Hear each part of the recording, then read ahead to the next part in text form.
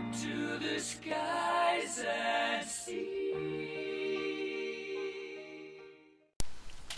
Welcome to my Multimedia Reflection, where I'll talk about my feelings on the new technologies being used in the classroom and the technologies that we've learned about in class.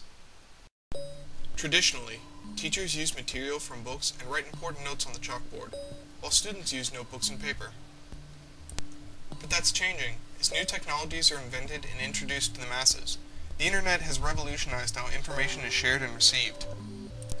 The new tools for instruction are social networking, blogging, collaborative encyclopedias and websites, not to mention smartboards, movies, music and cameras, word processors and PowerPoint, and many others. Everything on the internet is infinitely accessible to teachers and students. Even YouTube can be an instant tool, as you search for 1984 Apple commercial. Instantly you have a video to help students connect to the text. Or, if that doesn't work for you, go to Wikipedia and see what other people have to say about the novel as they collaborate for all of the information. If that doesn't work, there's Google. You can search for 1984 resources and just read what pops up. Any student can do this, any teacher can do this, and it makes it so much more accessible at home for the students to learn. Is this technology really something strange and weird to be afraid of? I don't think so. I think it's just a continuation of everything that we already have. Video chatting is really just an extension of something we already do. It's important to take advantage of these new tools, like Digo for collaboration and communication on the web page, as if you were actually there highlighting.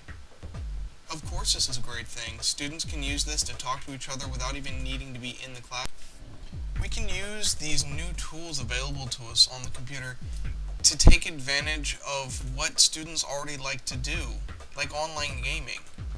Second Life is a great tool. It's a great way to reach out to students and get them involved in something they ordinarily wouldn't be involved in.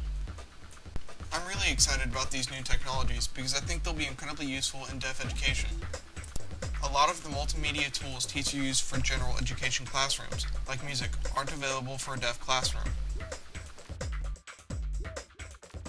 But with the visual technologies I've been introduced to, like Movie Maker and Photo Story, I know I'll have something to use in a deaf classroom.